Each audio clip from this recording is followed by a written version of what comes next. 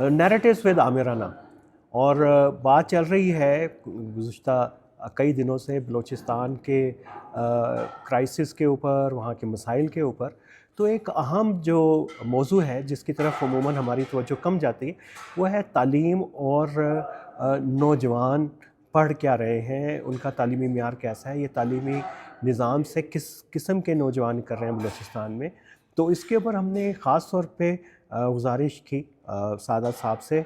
आप vice chancellor हैं, pro vice chancellor हैं पंजगुर यूनिवर्सिटी के, और ख़ासा बड़ा इल्मी काम है और रिसर्च स्कॉलर हैं एजुकेशन के ऊपर, बलूचिस्तान के ऊपर, और पूरा जो डेवलपमेंट सेक्टर के जो बड़े मसाइल हैं उनके ऊपर ख़ासा वकी काम है। तो उनसे बेहतर कौन हो सकता था कि इस मसले के ऊपर हमें हमारे साथ गुफ्तगू करें। तो सादिक साहब, बहुत शुक्रिया आपका वक्त निकालने के लिए। और ये सीधा ही हम शुरू कर देते हैं कि बलूचिस्तान का निज़ाम तालीम है क्या? अच्छा, बलूचिस्तान का निज़ाम तालीम जैसे पाकिस्तान भर में आपको पता है हमारे 3 मेरी नज़र में पैरेलल निज़ाम तालीम चल रहे हैं।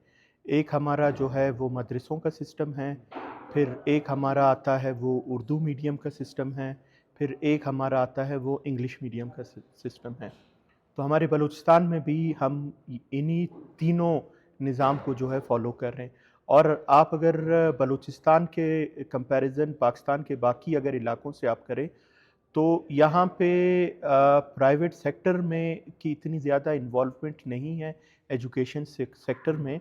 तो उसकी डिपेंडेंस ज़्यादा जो है एजुकेशन सेक्टर की, वो पब्लिक सेक्टर के ऊपर है, ठीक। गवर्नमेंट के ऊपर है। स्पेशली आप जब यूनिवर्सिटी के अगर लेवल पे चले जाएँ, तो यूनिवर्सिटी लेवल पे पहले तो यहाँ पे एक जिसे कहते हैं कि प्राइवेट यूनिवर्सिटी इकरा यूनिवर्सिटी ऑपरेट करती ठीक। थी, लेकिन वो कुछ अरसा चलने के बाद वो सस्टेन नहीं कर सकी और वो बंद हो गई। तो अभी इस टाइम पे हमारे जिसे कहते हैं कि यहाँ पे 10 जो है वो पब्लिक सेक्टर यूनिवर्सिटीज़ हैं जो कि ऑपरेट कर ठीक रही है। हैं। और कॉलेजेस लेवल पे भी अगर आप देखेंगे तो मोस्टली जो है हमारे कॉलेजेस जो हैं वो भी स्टेट रन है। प्राइवेट ठीक है। आपको इस तरीके के कोई इंस्टीट्यूशन नज़र नहीं आएंगे। फिर स्कूल लेवल पे आपको जाके जो है स्पेशली क्वेटा के अंदर आपको 3-4 ऐसे बड़े बड़े जो स्कूलिंग सिस्टम्स हैं, बिकन हाउस, सिटी स्कूल, रूट्स वाले, इनके आपको प्रेजेंस यहाँ पे नज़र आएगी जो कि केटर कर रहे हैं ए लेवल्स तक और ठीक। एफएससी तक का जो तो तालीम है ज़ाहिर है कि उसको। उनकी वो जो जहाँ एक्सेस है वो मिडिल क्लास की, अपर मिडिल क्लास की होगी, वो भी कोयटा की ज़रूरियात को कैटर कर रहे जी हैं। जी बिल्कुल। इसका मतलब कि मेजर जो सेक्टर है एजुकेशन का, वो तो पब्लिक सेक्टर की एजुकेशन है। आप खुद भी हाँ जी, वो ज़ाहिर है। उसी पे डिपेंडेंस ज़्यादा है। एक तो पॉवर्टी का फैक्टर भी इसमें फिर आ जाता है। तो क्वालिटी कैसी है उसकी एजुकेशन की? देखें, आप अगर बलूचिस्तान के एजुकेशन की बात करें, तो हमारे जैसे एक मिसकंसेप्शन लोगों में है कि वो समझते हैं कि शायद ओवरऑल बलूचिस्तान सारा जो है ना वो एजुकेशन वाइज जो है वो कमज़ोर है बहुत। बट इन रियलिटी इस तरह नहीं है। आप अभी अगर लास्ट ईयर भी जो एक सर्वे हुआ था, उस सर्वे को अगर आप देखेंगे तो उस सर्वे के अंदर जो हमारे बलूचिस्तान के मकरान डिवीज़न है वो पाकिस्तान के टॉप 10 डिवीजन्स में से एक डिवीज़न हम्म। है जो एजुकेशन के लिहाज से उसमें शामिल है। फिर हमारे कुछ ऐसे डिस्ट्रिक्ट्स हैं जहाँ पे बहुत ही जिसे कहते हैं कि डिसमल सिचुएशन है एजुकेशन के हवाले से, ठीक। लेकिन वहाँ पे फिर मेन फैक्टर वही पॉवर्टी का आ जाता है, पॉवर्टी की वजह से वो है। जैसे शेरानी का हमारा हो गया, बारखान का हमारा हो गया, और इस तरीके से बाकी हमारे कुछ डिस्ट्रिक्ट्स हैं जहाँ पे बहुत पुअर है एजुकेशन। पर अदरवाइज जो है बलूचिस्तान की जो एजुकेशन है, it is not as bad as we perceive it to लेकिन बी। सब्जेक्ट कौन से हैं यूनिवर्सिटीज़ में, कॉलेजेस में, और तलबा का रुझान क्या है? क्या प्योर साइंसेस की तरफ है, कोई कॉमर्स की एजुकेशन है, सोशल साइंसेस हैं? क्या रुझानात क्या है तलबा में ज़्यादा दाखिले? जी, ये आपने एक बड़ा इंटरेस्टिंग क्वेश्चन पूछा। मैं जो है जब यूनिवर्सिटी में पढ़ाना शुरू किया तो मैं हमेशा जब स्टूडेंट एडमिशन लेते थे, तो मैं उन स्टूडेंट से क्वेश्चन करता था, जी आपने इस डिपार्टमेंट में एडमिशन क्यों लिया है? मैं तब कंप्यूटर साइंस डिपार्टमेंट में पढ़ाता था। तो वो अक्सर ये कहते थे कि भाई ने फॉर्म जमा करा दिए, दोस्त यहाँ पढ़ने आ रहा था, मैं इस वजह से यहाँ पढ़ने आ गया, या मुझे कहीं और मिला नहीं एडमिशन किसी डिपार्टमेंट में, हम्म। तो मैं इस डिपार्टमेंट की तरफ आ गया।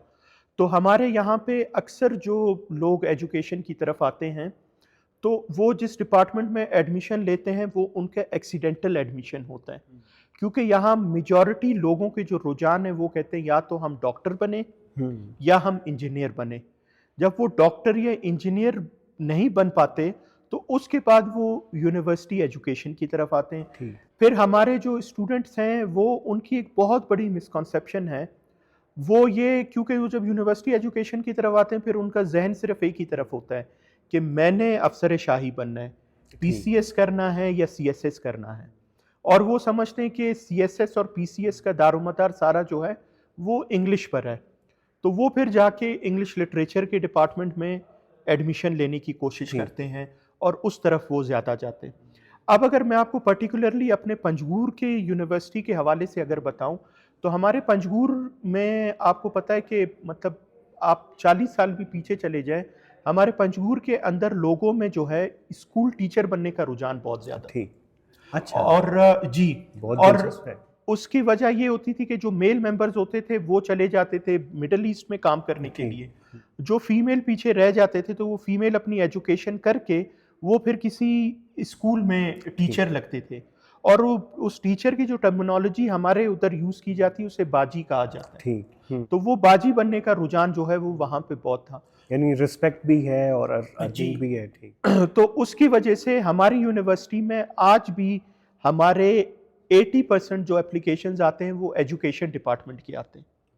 आज भी वहाँ पे बच्चे ये समझते हैं कि जी हम जो है बीएड कर लेंगे और उसके बाद हम कहीं पे टीचर लग जाएं, जो पंजगुर के मैं आपको वो ठीक। रुझान बता रहा हूँ वहाँ ज़्यादा है। और फिर पंजगुर में एक और इंटरेस्टिंग फैक्ट ये है कि हमारे पंजगुर के अंदर जो हमारी यूनिवर्सिटी है उसमें आपके 60% फीमेल स्टूडेंट्स हैं। अच्छा जी। ये बड़ा इंटरेस्टिंग है। हाँ। इसके ऊपर हम बाद में बात करेंगे, लेकिन हम मुकम्मल कर लेंगे। जी, तो वो जिसे कहते हैं कि ज़्यादा उनके रुझान जो है वो एजुकेशन की तरफ है।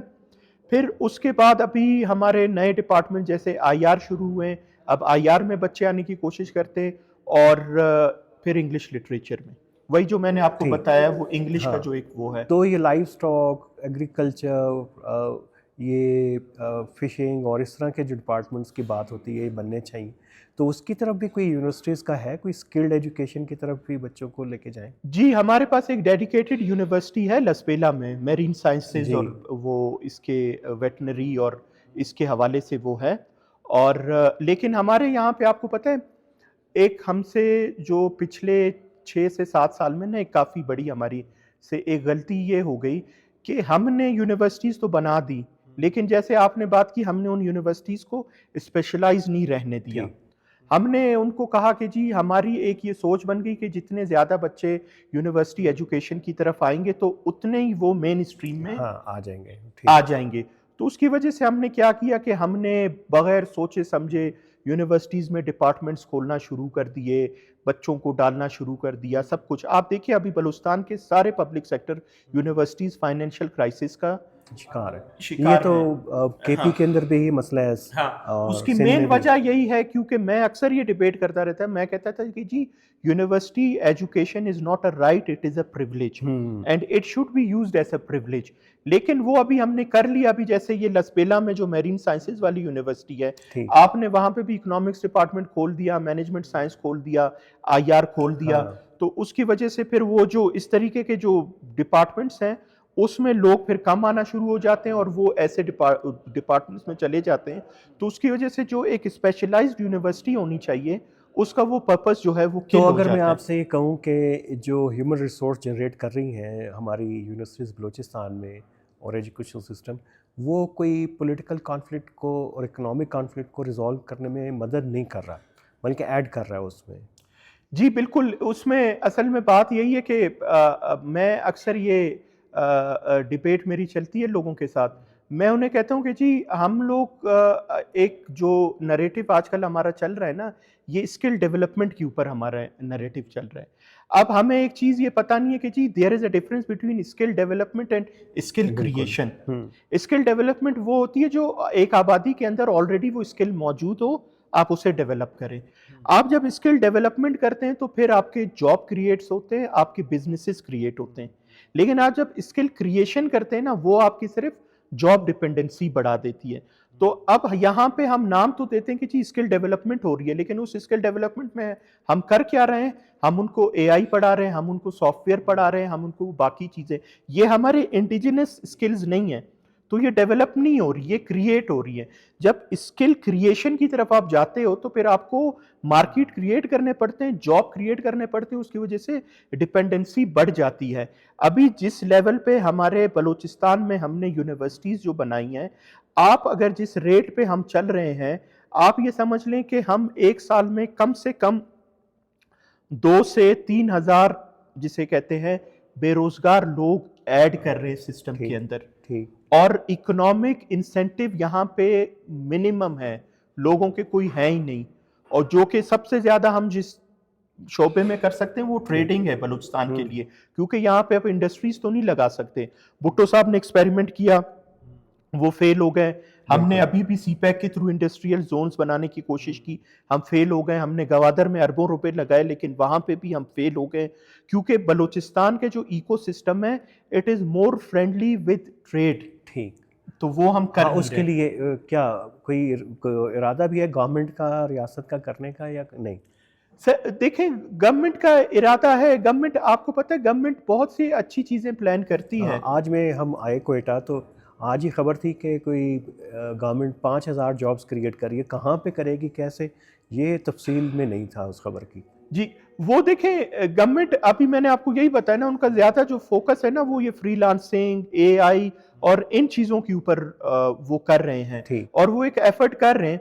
लेकिन उसके अलावा जो है गवर्नमेंट ने एक बड़ा अच्छा एक इनिशिएटिव स्टार्ट तो किया, लेकिन वो अभी तक फाइनल नहीं हो सका है। वो जिसे कहते हैं कि ये जो हमारे बॉर्डर्स है ना, इनके ऊपर उन्होंने मार्केट प्लेसेस ठीक। बनाने का वो किया है। अब उसके साथ हमारे ईरान के साथ बातचीत चल रही है, लेकिन आपको पता है कुछ इंटरनेशनल रिलेशन की वजह से भी कुछ इश्यूज आ रहे हैं, कुछ चीजें आ रही है जिसकी वजह से वो नहीं हो पा रही।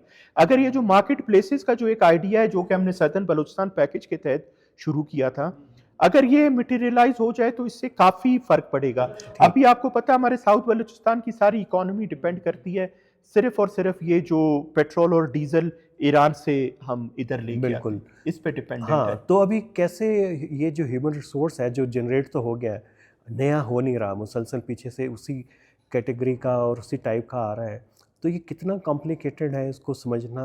और इंसर्जेंसी के लिंक में ज़रा खुल के मैं चाह रहा हूँ कि इसके ऊपर आप ज़रा बात कर सकें तो। जी, आप देखें, अब इसके लिए जो हमारे पास जो सबसे बेस्ट ऑप्शन इस टाइम पे मौजूद है, वो हमारे पास एंटरप्रेन्योरशिप का ऑप्शन है जो कि मौजूद है। लेकिन बात ये आती है कि जब आपने एंटरप्रेन्योरशिप करना है तो वो एंटरप्रेन्योरशिप के लिए आपको एक वो ऐसा माहौल क्रिएट करना पड़ेगा। ठीक। तो अभी जो सबसे बेस्ट ऑप्शन है, क्योंकि फिजिकली हम तो वो माहौल क्रिएट नहीं कर सकते, वो हम वर्चुअल वर्ल्ड में ही हम उसको ठीक। क्रिएट कर सकते हैं। तो हम जो कर सकते हैं कि जो ऑलरेडी स्किल्ड मौजूद हैं, जैसे आप हमारे साउथ बलूचिस्तान की तरफ अगर देखेंगे, वहाँ पे हैंडीक्राफ्ट का स्किल बहुत ज़्यादा मौजूद है, ठीक है। और हमारे फार्मिंग में जिसे कहते हैं कि डेट्स की फार्मिंग हो गई, फिश फार्मिंग हो गई, इन चीज़ों में काफ़ी स्किल्स हमारे वो जिसे कहते हैं कि मौजूद हैं। फिर आप उसके बाद अगर सेंट्रल बलूचिस्तान की तरफ आप आ जाते हैं, यहाँ पे लाइफ स्टॉक को बहुत ज़्यादा वो है। फिर आप जब ये नॉर्थ की तरफ चले जाते हैं, यहाँ पे आपके ड्राई फ्रूट्स और बाकी फ्रूट्स और वेजिटेबल, इनका काफ़ी ज़्यादा बड़ा वो है। हम अगर इनके लिए फिजिकली मार्केट प्लेस अगर अभी क्रिएट नहीं कर सकते, तो एटलीस्ट हम एक वर्चुअल स्पेस के अंदर इनके लिए मार्केट प्लेस अगर हम क्रिएट करने की कोशिश करें, जिसमें मेरे ख्याल से कि ये जो अभी हम स्टार लिंक के साथ एक गवर्नमेंट जी हमारी जी वो कर रही बिल्कुल। है, हाँ, it can be a huge aid to trade for all these people. और उनको हम फिर इस तरीके से इंगेज कर सकते हैं ताकि वो अगर ज्यादा नहीं, एक वो जो कॉन्सेप्ट है ना हमारा यूनिवर्सल बेसिक इनकम, उस लेवल तक भी अगर वो अपने लिए एक इनकम जनरेट कर ठीक। ले तो वो सस्टेनेबिलिटी आ सकती है। चले, अब बहुत शुक्रिया साद साहब आपके कीमती वक्त का। एजुकेशन पे हमने बात की, तो आने वाले दिनों में हम आपसे कुछ और जुड़े हुए मामला से बात करेंगे। जी जी श्योर। आपने डेवलपमेंट के हवाले से बात की, ये बड़ा इम्पोर्टेंट सब्जेक्ट है कि जी उसके, और आपका सब्जेक्ट भी है, उस पर बात करेंगे। और जी पॉलिटिकल इकोनॉमी क्या है इस प्रोविंस की, उसके ऊपर हम बात करेंगे। तो आपके आज के लिए आपके वक्त का बहुत बहुत जी, शुक्रिया। Thank you, thank you.